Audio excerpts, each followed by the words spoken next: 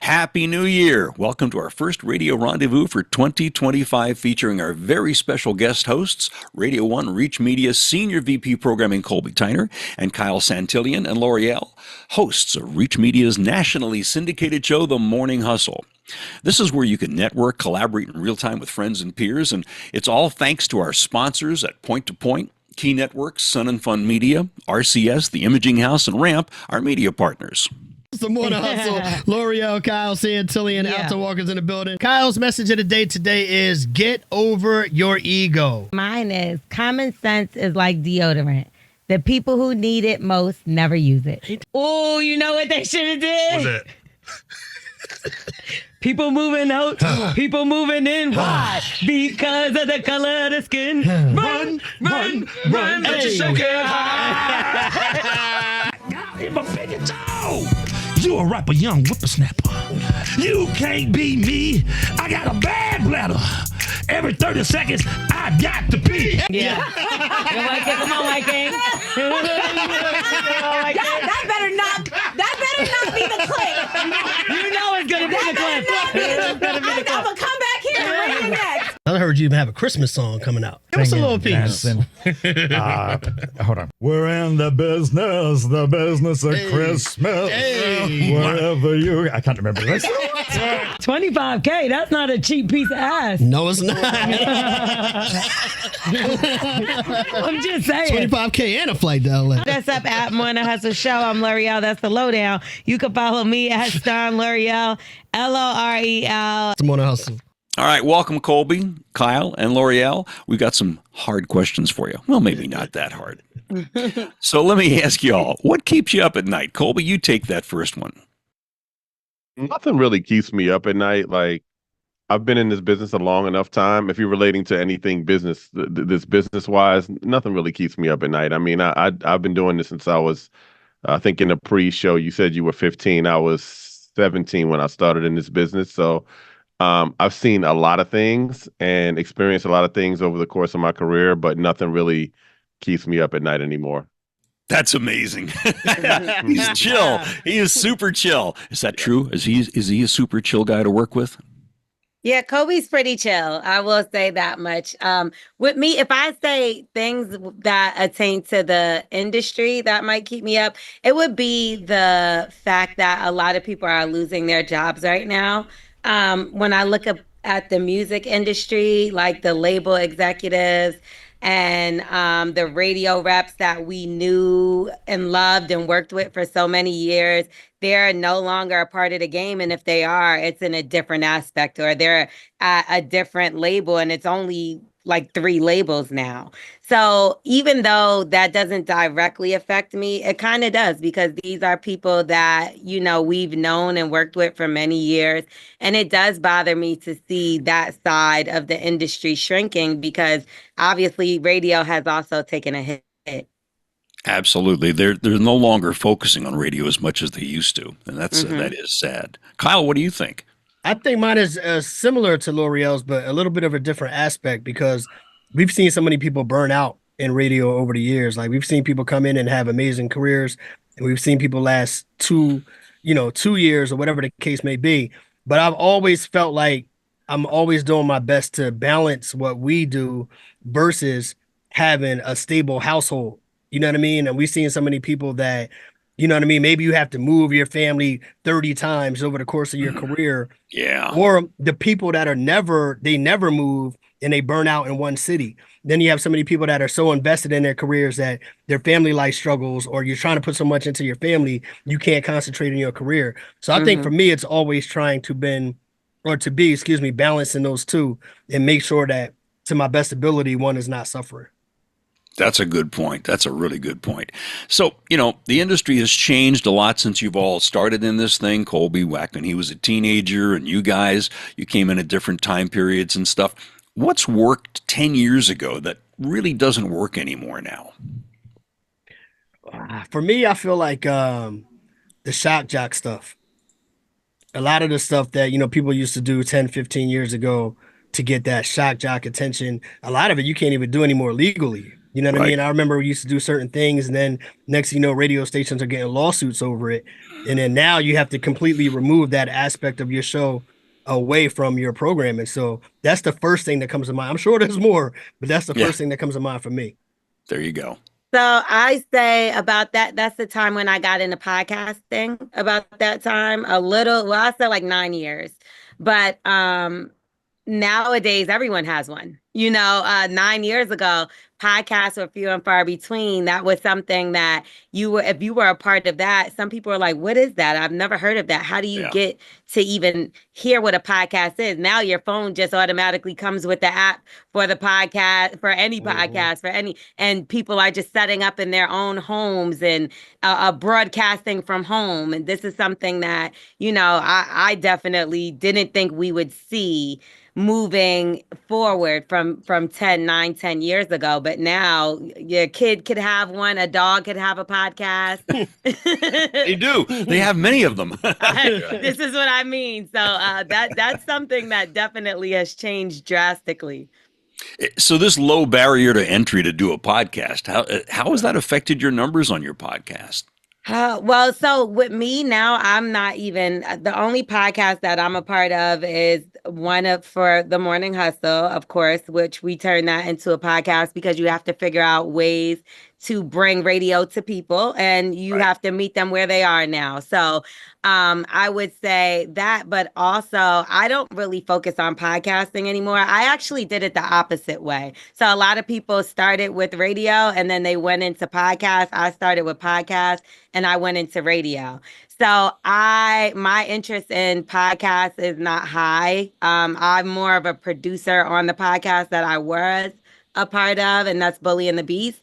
I'm only on there maybe like once a month. And then I care more about content. I don't really care about podcasts as much. There you go. Colby, you've been, directing talent and running radio stations, and now you're running 2 huge divisions. What would you say doesn't happen anymore? What is old school to you at this point? Well, I mean, this may be shocking to a lot of people that are watching this, and maybe no one's ever told them this, but just being a regular jock doesn't work anymore. You have to really be a personality. You have to engage your audience. And one of the biggest issues with talent that have just been radio is not being able to adjust. So, for instance, when social media came on, there's a lot of radio talent that just didn't embrace social media. They just was like, oh, I'm not sharing my life. And it's like, that's the world we live in right now. We're in reality TV world, right? Where everybody expects to see everything. So they want to learn about you and know about you and connect with you. And if you're just reading liners on the air and just, doing regular basic breaks, like, you can be replaced by AI. Basically, that's what's about to happen. But you cannot replace personality. You cannot replace engagement. Or when Kyle and Lore'l, when they go somewhere, they go to an event and then they come on the radio to talk about it the next day, or they do a personal experience with an artist or with a listener on social media, and then they run a clip on air, or all of the things that you do on the show that you're on that can actually open up other doors of opportunity for the show. Like, all that stuff is about personality. And so there are some programmers that will tell talent the opposite, but I would view those programmers as being one-dimensional. You have to actually open up your ideas and your creative approach to how you do your show. And part of that is social media, but also just on air. Now, I'm not saying get on the air and talk for 10 minutes. I'm saying in the time that you have to be interesting, right? Your voice has to be different, right? You can't just be monotone. And that's what was working for a lot of people 10 years ago. You can't do that anymore and survive. That's really good stuff. It really is. I mean, I think it's really important, the things you said there. If music is the bricks, then the talent and the personalities are the glue that connects all that together. That's something. But just one thing on this. Music is everywhere now. Like, people have access to music on demand on their phone whenever they want it. Like, we used to be the sole source. Like, we grew up and it was like everybody listened to the radio. The radio was on in the background no matter what. So now we're competing with all of those other things, right? Mm-hmm. And so, yes, the music is important on music formatted stations. It's very important that you're playing hits and you're playing the biggest songs. But what you're doing in between those songs is way more important now than it was 10 years ago. Absolutely. I think the air personalities are absolutely essential to draw people in, form that chemistry, form that bond, form that relationship with those listeners. Totally agree with you 100%. So let me ask you, Kyle and Lore'l, how did you two develop your on-air chemistry? Was it something that happened instantly, or did it take time to click and gel? I think for me, I think that they locked us question- in a room. I think those kind of things happen naturally over time. Like when you spend time in a room with somebody, you know what I mean, every day, 5 days a week, 4, 5, 6 hours a day. Like, you know what I mean? It's just a matter of getting to know each other's personalities, you know what I mean? And realize that everybody is trying to have a winning show. So if everybody's in there for the same purpose, you know what I mean? How can we make sure that we stay on that purpose, get to know each other, and find out how to bounce back and forth off of each other? I think it's just a matter of time. You know what I mean? I really don't believe that it's something that should be. I know for some people it's a lot more difficult, but I don't believe it's something that should be that difficult. If you're there, you pay attention to each other, and you're working towards the same goal. Yeah, and I think you have to understand each other's expectations and values and all this stuff together. Lore'l, how did you were you've been with the show how long now? 5 years. 5 years. And Kyle? It'll just about 2. There you go. So when Kyle came in, you had somebody new to adjust with, you know what I'm saying? And how much of what you did before Kyle got carried over into what you're now doing with Kyle? Well, anybody that comes around me pretty much knows I'm the boss. And I think that's why my name's Starring Lore'l. Like, I have a very strong personality. And one thing about me is I'm able to get along. I'm a people person, so I'm able to get along with a lot of people, with anybody pretty much. But when we have, like you said, a common goal, or when you have a certain level of respect for what each other does, I think that's the baseline. And Kyle understanding that I've put a lot into this show for the 5 years I've been here, and he has a lot of experience and he has a lot that he can bring to the show. So it was great to have that balance where he understood that, this has been a journey. It's not easy doing a morning show and putting together the perfect cast. Colby can tell you he was on morning shows before he started putting them together. And sometimes it's just some pieces that you have to move around. Everything's not going to be perfect the first go round. But absolutely. Now the chemistry is amazing on the show, not just between me and Kyle, but also Alton Walker, who's our comedian on the show, our producer, Big Med, who also plays a part in the show. Our other producers, Dunkus, a girl from Harlem, her name is Tamara, but we also implement them in the show as well. And it's like we're a real team. And when you have a team, your goal is to win and win together. And I think us being a real team and getting together, sitting down, having these tough conversations when it's a tough conversation, laughing together when it's time, those building moments actually really do matter. And they translate on air because it's easy for me. A running joke that we have on the show, anytime Kyle says anything, I'm saying his wife's name. I'm like, LaShonda, did LaShonda hear this? So that's a little bit more personal, It's like, he can't say or do anything because I'm going to tell LaShonda, okay? Right. Even when there's nothing to be told. It's tough to be told every time. She's just going to jab you with that. Exactly. So it's like when we have moments like that, it's genuine and it's fun and people can relate to it because, of course, you might have like a little sister or a friend that might run and tell something on you or whatever the case. And it's kind of like a family in here. And I believe that is important when it comes to a show. I didn't have that before. That's super important. That Digging really into the construction of the show, though, I mean, they're both being modest, but, I've known Kyle for a long time. Me and Kyle came from the same community, and I met Kyle very early in his career.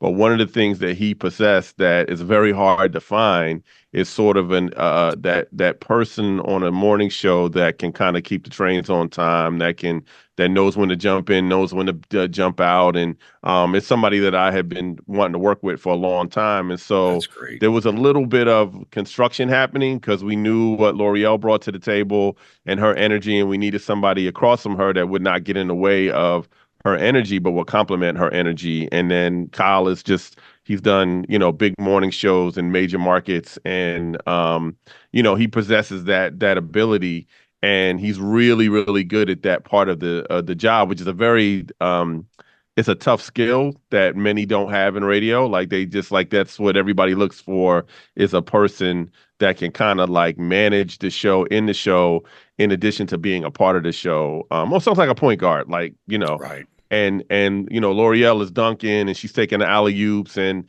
she's doing wild and crazy stuff. And then if she gets a little too wild, then Kyle kind of brings her back organically. Those are the things that you look for in show construction. And what she said is correct. Like, you don't always have it. I mean, Lore'l she don't even realize that she's on an episode of Survivor, and she has survived from the beginning of the show where we are now. Like, there's been a lot of changes on the show, but she is the winner of Survival. That's great. I love that. That's great. Hilarious. Yeah. So Kyle keeps the wheels on the bus and the trains on time and all that stuff, and Lore'l is the wild card. What I got, gonna bring it. Right. And Kyle great is chemistry, though. voice of reason too. Kyle is voice of reason. Yeah. I There you go. try to be a balance. I try to be, somebody that keeps the balance. You know what I mean? Like, that's kind of who I think at the end of the day, that's kind of who I am naturally. So you can't really be who you're not. You know what I mean? On the radio. And I always felt like in the beginning of my radio career, I've come into radio stations and seen people act certain ways. And I knew that when they turned the mic off, that wasn't who they were. And I've always made it a point to, as much as possible, I know everything is not everything all the time, but as much as possible, I always dedicated myself to not being a different person on the radio than I was in real life. And you know Being what's great real. about that? Yeah, because, and I back him on that because I had that issue. I feel like there was a lot of people that sometimes when they work alongside, instead of them passing or throwing the ball, they always want to be the one to try to dunk it. Right. But the thing is, I do have a really big personality, and it's better when you have somebody that complements it instead of tries to compete against it. Right. So it was making me not be myself when I was around others that felt like, oh, well, I want to be funnier than her, or because I'm not thinking about being funny. Right. I'm literally just being myself. Like, I tell a lot of jokes. I joke maybe too much sometimes, but it translates well when it comes to entertaining people, and if you can't, it's not about trying to compete. It's about, let's all together, let's make this a good break. It's not about me trying to be funnier than you. And me and Kyle don't have that issue. That's great. That's great. Thank God. Thank God. And at the core of it all, like, everybody has different positions. Everybody has different personalities. And the whole thing about doing mornings is everybody being different than the person you're sitting next to. If everybody's trying to do the same thing, we're just going to crash out. And if we have any that's real boring. problems, That's boring. yeah. Yeah. If we have any real problems, we'll call LaShonda. See how far that'll get you. There you go. Colby, I got a question for you. You're running a lot of big things there. You're running Radio 1, you're running Reach Media. That's a lot of stuff, a lot of things on your plate. And you still are finding time to interact with Kyle and Lore'l. How do you balance all that? I mean, I always say this to everybody. You need to be able to do whatever you're doing. You need to like and love what you're doing. And then all the stuff that you do doesn't really matter. Like, you just figure out a way to make it work. Right. And so there's no, I don't have a $1 million answer for you there. It's just, I figure out over the course. I actually, the biggest part of my job is listening. So I do just a lot of listening. And so then I listen and then I interact, right? And that's kind of what my role is here, is kind of like let everybody do their thing and then I'll interact with them.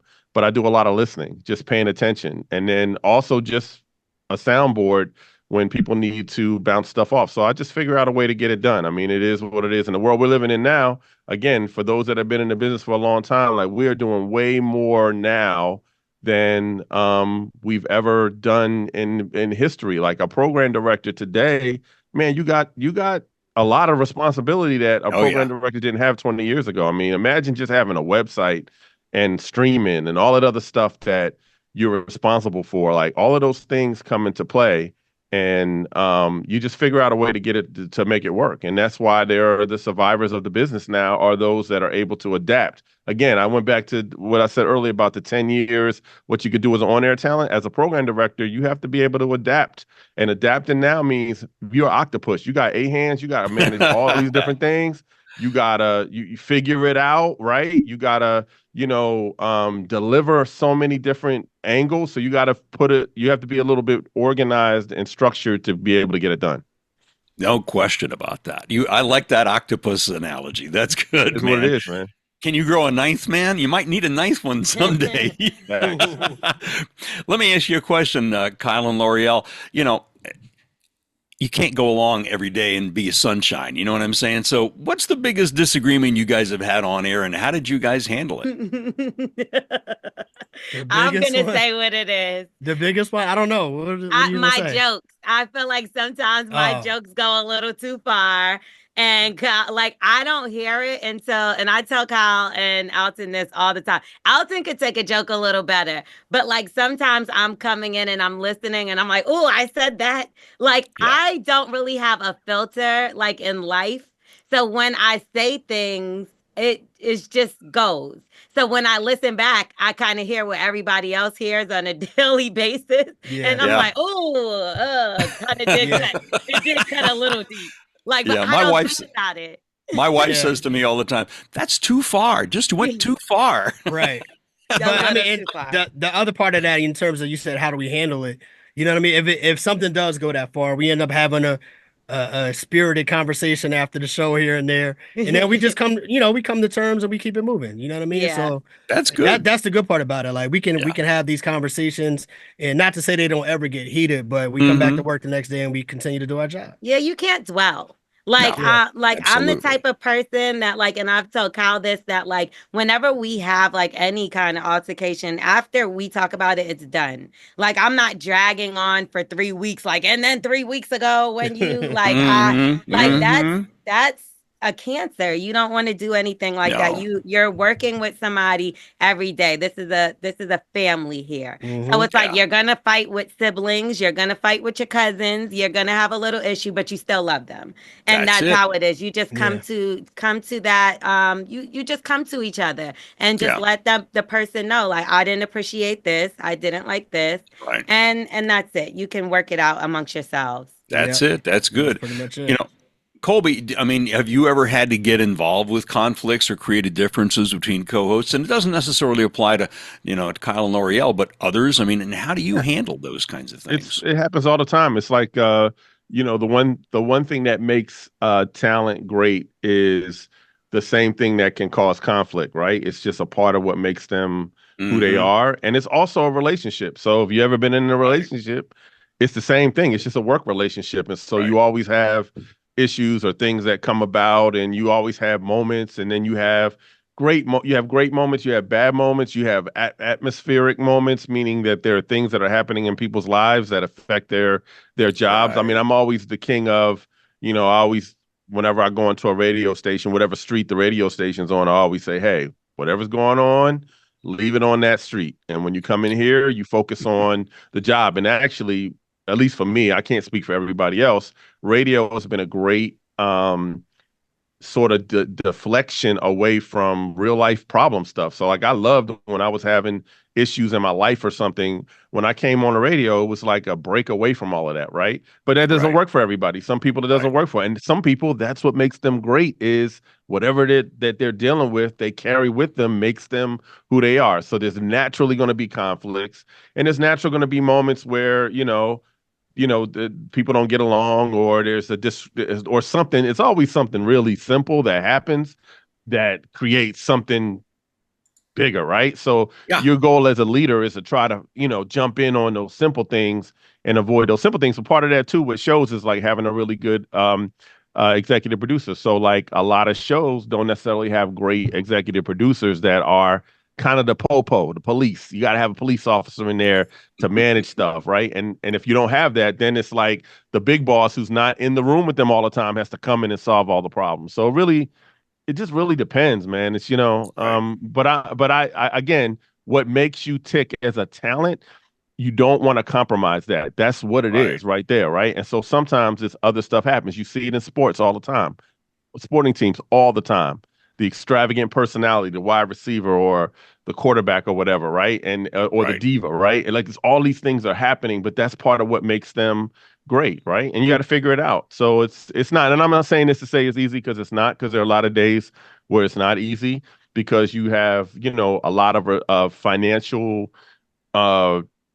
responsibility with a show, right? So you're trying to keep the show going because it's just you got sponsors, you got events, things that you're doing, but you try best to keep things going. But that's and for the Morning Hustles show, what's great about Kyle's role is when you have somebody on the show like Kyle that kind of can help what I mentioned a little earlier.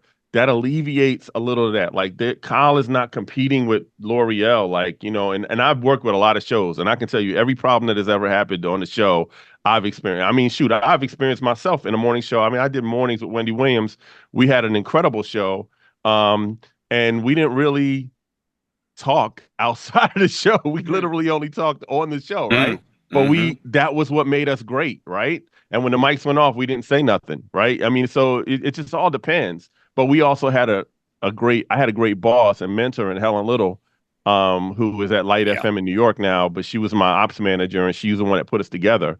She managed this, man. That's who I learned from. I learned from her on how to manage talent. So when I became a manager, I said, man, I want to be like Helen, how Helen managed me. I want to make sure I manage other people like she managed me. That's great. Yeah, learning from other people and picking up the good stuff and the skill sets. That's just key to life. You know what I mean? It's like if you're not evolving and growing, it's like you're just you put a wall up and you stopped yourself from moving forward. And that's never good. I got one final question that I can ask all of you guys. And we touched on a little bit, Lore'l, with the podcasting thing, but the reality is morning shows are evolving with digital platforms. And how are you adapting your show for social media and podcasting if there's a second version of what your show is that goes out on podcasting or any other digital formats or platforms? How can you all address that? So the great thing about me is what I came in the company for was what I'm doing now at the company. And that was I'm good at creating viral moments and mainly with interviews. That's like my strong point. And that's something that has helped us promote the show a lot and market the show a lot because we are pushed through other platforms like the Shade Room or Complex or TMZ. And it's because they pick up our content. So having a great digital producer in the room that's able to take our clips and cut them up and make them smaller versions, short form, because, people have this short attention span nowadays. And it ultimately just pushes them back to our page. It pushes them back to our show. And it's just full circle. So we get the hits off of the website. We get the hits off of the YouTube. And then we still get the social media hits. So that was something that I know was always a strong suit for me. So we just try to take, instead of just having the interviews go viral, now we're going to have the segments go viral. So the lowdown is something that I do for celebrity entertainment news. And so now those things, we end up being on top of stories or ahead of stories. So that people are now finding out the stories from us. So we're becoming their news source instead of them seeing it on TMZ. Now we take basically their audience. So they're promoting us and we take their audience. That's great. That's really smart. Yeah. So that's how it works for me. I mean, Kyle? I think that's generally how it works. I don't know how Kyle. Yeah, I don't want to answer. No, she pretty much answered it in terms of like what you were asking for. How do we adapt basically to the digital environment? You know what I mean? And it's taking advantage of all of those different platforms. You know what I mean? Like we're old enough to remember going back to I remember feeling like, oh, this is great. I can go be on the radio and nobody will even see me. Like it's cool. I can go to work. I can show up in my pajamas. Who cares? Nobody knows. And now we're in a completely different world where every time we open the mic, there's a camera on as well. And yo, this is a true story. on one of my morning show in North Carolina, right? This was probably 2005. Facebook was in the early stages of when they only allowed you to use Facebook if you were a college student. So one of the people we had on our morning show, he was new to radio, he was new to mornings, he was new to all of that. So we'd be doing the morning show, and he would be on his Facebook page. And we literally got into this because I was like, bro, you have 20 other hours in the day to be on Facebook. Can you get off Facebook while we're on the radio? You could do all of that when we get off the air.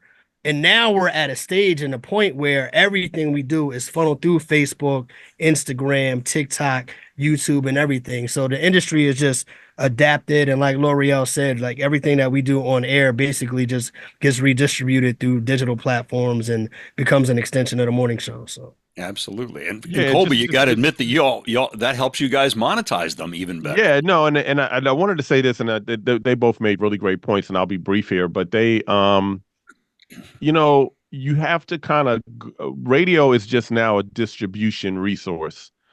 Now we have all these other places where the radio exists, right? So you have to kind of adapt to where people are. And I'll give you a great example. So I watched the Golden Globes last night, right? And I was sitting there with my wife and we were watching it. And I'm like, man, you know what? Movie companies don't even market movies anymore. I didn't even know the movies that were won. Like, I was like, I didn't even know about these movies. I had no idea. I saw not one Exactly. commercial. I see, like, there's so much stuff that is lost today because people have so many resources to get their entertainment. They were actually joking last night about shows on streaming platforms that people don't even know exist, right? This is a great show, but nobody will ever find it because they don't know what the particular streaming platform is. So you got all that going on, right, in entertainment, and radio has got to figure out a way, and that's what we are doing. And we use social media, we use podcasting to give alternate versions of the content that we create. Some of it is the same, but then like the Morning Hustle does a great interview and they'll do a little clip on the air, and then YouTube, you'll be able to see the whole thing, right? Like those are the things that you have to do to bring the energy back. And that's how you have to exist in technology and the media landscape today. Absolutely. What a great interview. My goodness, this was a great way to kick off our first Radio Rendezvous for 2025. And I do want to thank you all, Radio 1 Reach Media SVP programming Colby Tyner, Kyle Santillian and Lore'l, hosts of the Reach Media nationally syndicated show, The Morning Hustle. And it's just been a terrific, fascinating window into what you guys do and how you all make it happen. And I want to thank our sponsors, Point to Point, Key Networks, Sun and Fun Media, RCS, The Imaging House, and Ramp, our media partners. I'm Joel Denver, and on behalf of my partner, Seth Ressler, we want to thank you all for joining us today, and thank all of you again for joining us and sharing such great insights to what you all do every day to make it happen. Thank you for Appreciate having you. us, Thank you. Joel. Yes, thanks a lot.